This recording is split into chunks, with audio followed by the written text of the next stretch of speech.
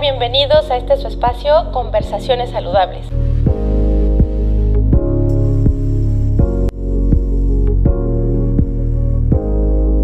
¿Sabías que tu intestino tiene una implicación directa con la salud mental y emocional?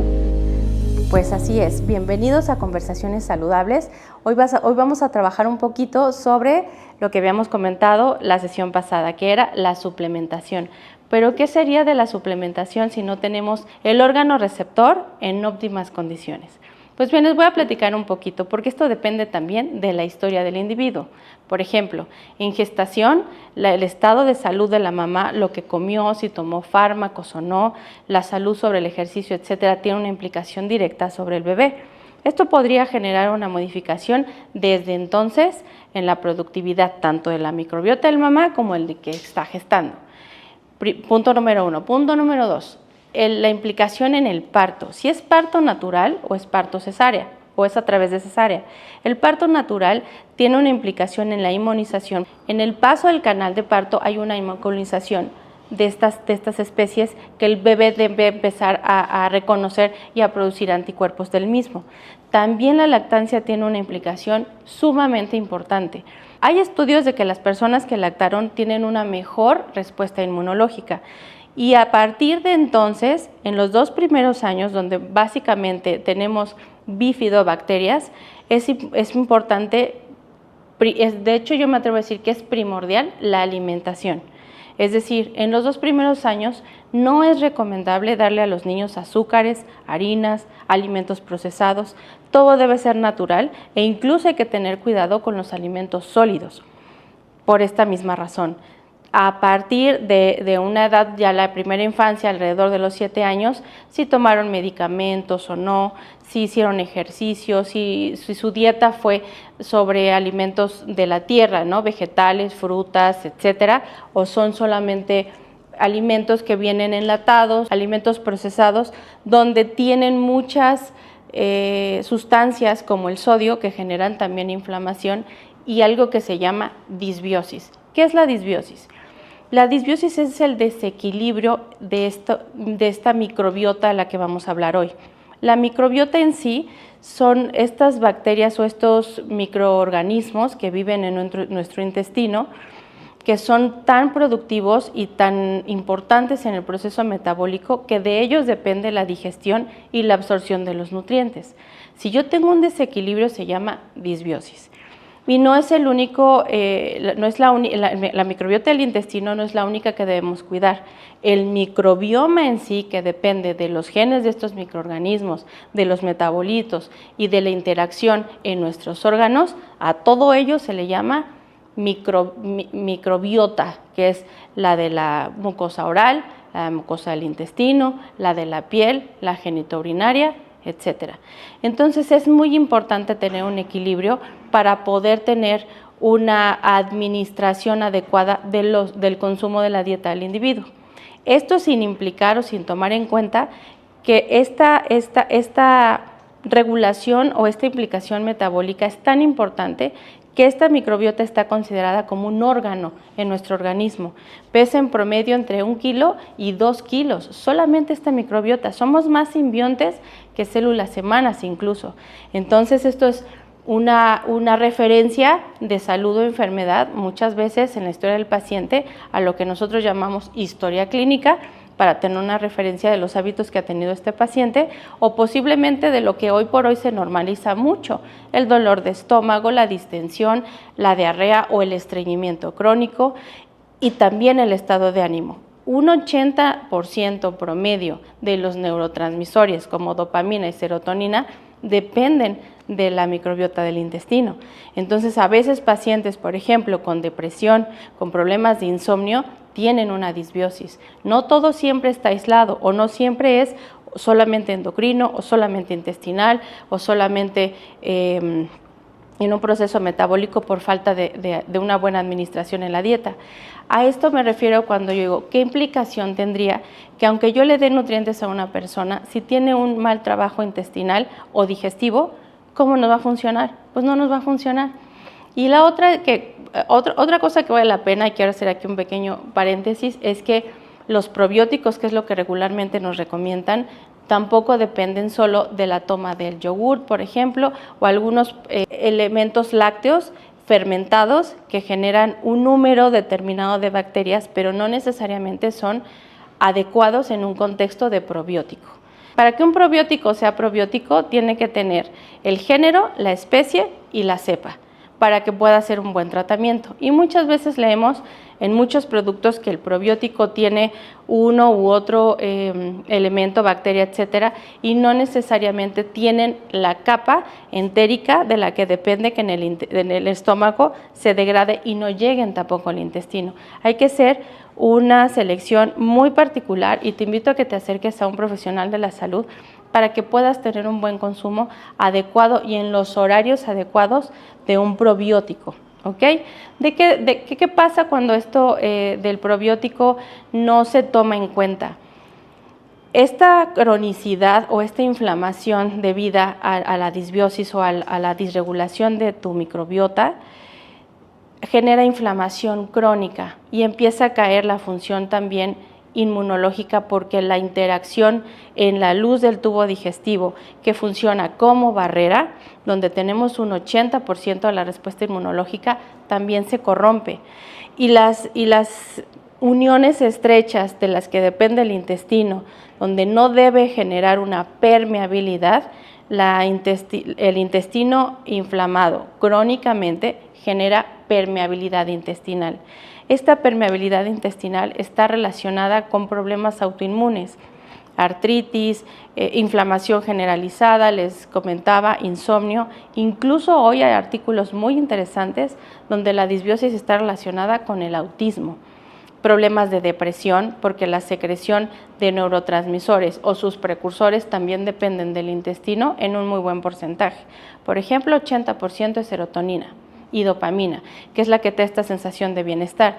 Entonces, cuando acudimos al doctor y nos mandan antidepresivos, los antidepresivos también tienen un impacto en el microbioma y generan es como un trabajo de antibiótico para la microbiota del intestino y generan más disrupción. Y dependemos de estos fármacos como si fuera un déficit, cuando nosotros podemos recuperar francamente, con un ejercicio y por supuesto una disciplina en la dieta, esta salud en nuestra digestión, en nuestra absorción, en nuestra respuesta inmunológica, etcétera. Algo que conviene mencionar es que la misma farmacología en la historia del paciente también genera un impacto directo. No sé si les ha pasado, pero les mandan algún medicamento para dolor, no sé, se me ocurre paracetamol, ibuprofeno, qué sé yo, y después empiezan con problemas gastrointestinales por ardor, y los AINES, que es una clasificación, por ejemplo, como la del ibuprofeno, generan úlceras. ¿Por qué? Porque hacen generan irritabilidad en el estómago y esto también tiene una implicación en pH, digestión, etcétera. Entonces, vale mucho la pena primero evaluar al paciente para que antes de medicarlo con más antibióticos, el consumo de los antibióticos, por supuesto que puede ser eficaz en un tratamiento de infección en la garganta, en el estómago, qué sé yo, una otitis, no lo sé. El consumo de antibióticos de forma indiscriminada también ha generado un problema en la absorción y además una complicación en que nosotros nos estemos volviendo resistentes a estos mismos fármacos. Estamos haciéndonos nosotros y nuestra microbiota resistente a algunos productos, en lo que se habla que alrededor del 2045 o 2050 tuviéramos que utilizar otro tipo de fármaco porque ya no va a tener efecto en esta disrupción. Entonces, yo sugiero primero revisar si es absolutamente necesario el consumo de antibióticos.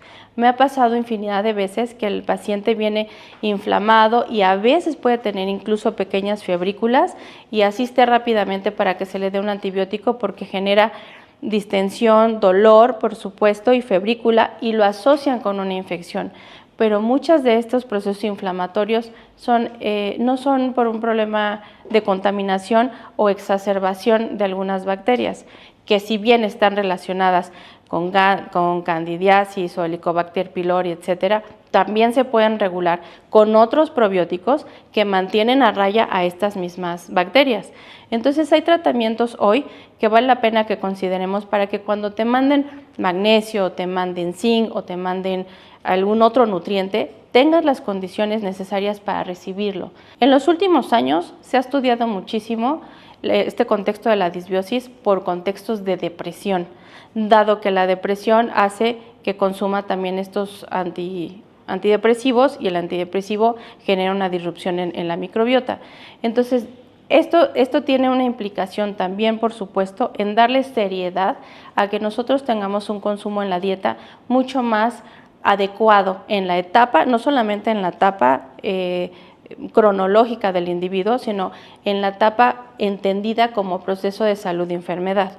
Muchas veces pacientes están utilizando y me están comentando que están bajo procesos de ayuno intermitente, por ejemplo, donde generan mucho dolor en el estómago por acidez y también toman antiácidos, y los antiácidos también tienen una implicación en la disrupción de la microbiota. Hoy hay mucho respaldo científico donde el estudio de la depresión nos habla de que es por un mal funcionamiento del intestino.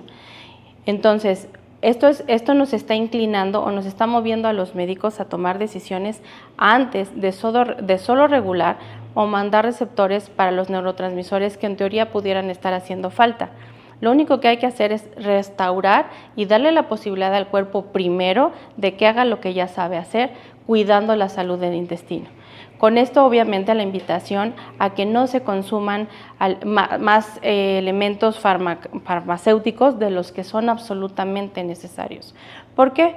Porque además hoy los antiácidos, para inhibir el dolor, para generar el cólico, los que detienen un poco la peristalsis, también generan un cambio en la digestión. Yo los invito a que antes de tomar algo, entiendo que a veces puede ser molesto y sentimos que casi todo lo que como me hace daño, pero el consumo de fármacos antes de hacer un estudio o una búsqueda real, exhaustiva de lo que requieres hoy primero y de lo que es probable que te esté haciendo daño, para que no generes también en esta respuesta de barrera que te comentaba que tiene el intestino, algunas que se llaman o resistencias o bien alergias. Porque lo que está sucediendo es que como no hay probióticos que compitan con los agentes agresivos en tu sistema, empiezan a generar inflamación, aunque no necesariamente tú seas resistente o hipersensible a estos alimentos. Vale la pena también que sepas que el prebiótico es indispensable, es decir, tienes que tener una mucosa adecuada que depende mucho de la hidratación. Tomar agua es indispensable para la salud del intestino. Muchas veces se corrige, por ejemplo, el tránsito intestinal por estreñimiento solo por el hecho de tomar más agua. Hoy por hoy hay un gel que está promoviéndose mucho últimamente en redes, estoy de acuerdo, funciona muy bien, en que es una cucharada de linaza y una cucharada de chía en un vaso de agua caliente que se debe dejar reposar de un día a otro y solo tomas el gel que queda, ninguna de las semillas se tiran y se queda solamente el gel. Esto te ayuda a tener un contexto de mucosa para que cuando tomen los probióticos se puedan adherir al sistema. Por eso muchos probióticos no funcionan. Es que, doctora, tengo tomando 3 meses probióticos. Sí, pero no sabemos si también tu mucosa está en condiciones de adherirlos y de regenerar esta cepa o esta bacteria específica. Entonces, las condiciones de pH, las condiciones de descanso, por ejemplo, el pH lo podemos regular básicamente haciendo ejercicio y tomando agua. El ejercicio se debe también de hacer de una forma, es decir, regular, en un promedio de 2, 3, 4 veces a la semana para que tengas esta activación. Si no hay movimiento, tampoco hay torrente linfático y también esta línea de administración de nutrientes va directo a la eliminación de lo que ya no te funciona más. Entonces, hacer ejercicio es indispensable. ¿Qué te recomiendo básicamente? Y seguramente ya lo has escuchado, caminar un poco, hacer tal vez trotar, algunos gustan de trotar, pero caminar un poco, no tienes que llegar a la fatiga, solo contemplar un promedio de 30 a 35 minutos mínimo 3 veces a la semana.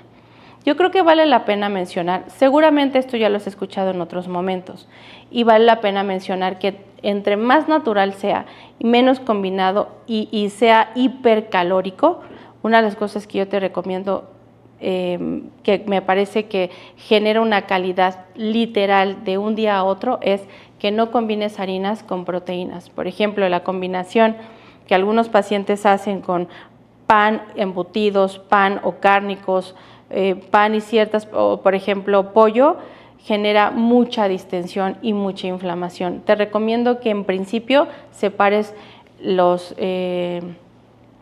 proteínas de todo lo que tiene que ver con la harina, en especial de trigo. Ahora, esto seguramente, repito, ya lo has escuchado. Sin embargo, yo te invito a que tomes en cuenta algo que casi nadie está mencionando: tu estrés, la asimilación de tu entorno. Hemos estado hablando mucho y mencionado epigenética como parte de los factores en la salud. Pues sí, claro, la alimentación es parte de mi entorno, el ejercicio es parte de lo que yo decido hacer o no, pero ¿te has preguntado que aparte de este sentido biológico u orgánico que tiene tu sistema, tiene que ver con la asimilación de nutrientes? Sí, pero también con la asimilación de todo lo que eres? Es decir, no solamente una buena alimentación te nutre, tú también metes información a tu sistema a través de lo que escuchas, de lo que ves, de lo que sientes, de tu entorno laboral, de tu entorno familiar. Y entonces a veces creo que vale la pena comentar, y más si vamos a empezar a hacer una relación de la medicina mente-cuerpo, ¿qué pasa y cómo asimilas? El lenguaje tampoco de repente es inocente, es cuando no tragas a una persona, cuando es una patada al estómago, cuando no terminas de asimilar o entender una situación que te está generando estrés. Yo te invito a que también veas si hay un factor alrededor de esto. ¿Por qué? Porque hay personas que me dicen: doctora, mi dieta es así, y me consta, hacen ejercicio, se cuidan, no consumen fármacos, pero en su entorno, en su vida, en su medio laboral, tiene una implicación de estrés generosa. ¿A qué me refiero generosa? Pasamos en el trabajo a veces correlacionándonos con este factor de estrés más de 8 horas laborales, por ejemplo, donde estoy de malas, no consiento el alimento, y curiosamente llega el fin de semana y las personas me dicen: el fin de semana como, y lo que como me cae muy bien. Claro, porque no es este factor de estrés. Entonces yo te invito a que observes también el sentido biológico, emocional que puede tener este sistema. ¿Qué me llevo a la boca? ¿Qué disfruto, qué no? A veces yo me atrevería a decir que también la lengua no solamente nos ayuda con este contexto de nutrición, sino la lengua también es mi habla, que tiene una implicación también en qué me gusta, qué no, qué me quiero tragar y qué no. Como decíamos, esta persona: hoy no me cae, esta mentira no me la trago. Estas emociones que tienen que ver contigo, algo que dices: hoy lo traigo atorado, ¿no? Pues claro, porque no pasa, no lo digieres, no lo asimilas, no te gusta. O algo muy importante que en esta ocasión tiene que ver con el intestino, que no terminas de eliminar. El intestino está hecho para absorber, para quedarte con lo que te hace bien y para eliminar aquello que ya no te funciona, aquello que no logramos soltar o que por alguna razón consideramos o percibimos que si suelto genera un problema. Es decir, aquello que me aferro, que tiene que ver también con lo laboral. Por ejemplo, imagínate que no puedes dejar un trabajo y no lo puedes dejar por la implicación económica que tiene o local que tiene, porque te queda cerca de tu trabajo, de tu casa, etcétera. Yo te invito a que hagas una asimilación y empecemos a observar no solamente los factores biológicos, por supuesto médicos, que son de primer orden: si comemos, si no comemos, si tomamos, si no tomamos, si hay fármacos o no, si efectivamente hay una infección o no. Pero cuando todos estos factores de primer orden no se asomen en tu día a día, entonces contempla lo que los seres humanos sí tenemos en consecuencia: un segundo orden o un intangible que tiene que ver con mi percepción o mi estilo de vida. Entonces, con esto te invito a que primero nutras tu dieta de elementos que favorecen a tu microbiota, que observes y vayas con un profesional de la salud para que te asesoren en el consumo de probióticos, los horarios de los consumos de los probióticos. A veces los dan con los alimentos y esto no siempre es lo adecuado para todos los pacientes. Puede ser en ayunas o al acostarse. ¿Para qué? Para que puedan llegar y se instalen. Si no, se revuelven con el bolo alimenticio y no necesariamente los absorbes. Entonces yo te invito a que hagas esto y empecemos a considerar y empecemos a platicar de cosas que pueden estar por ahí detrás para tener una salud integral.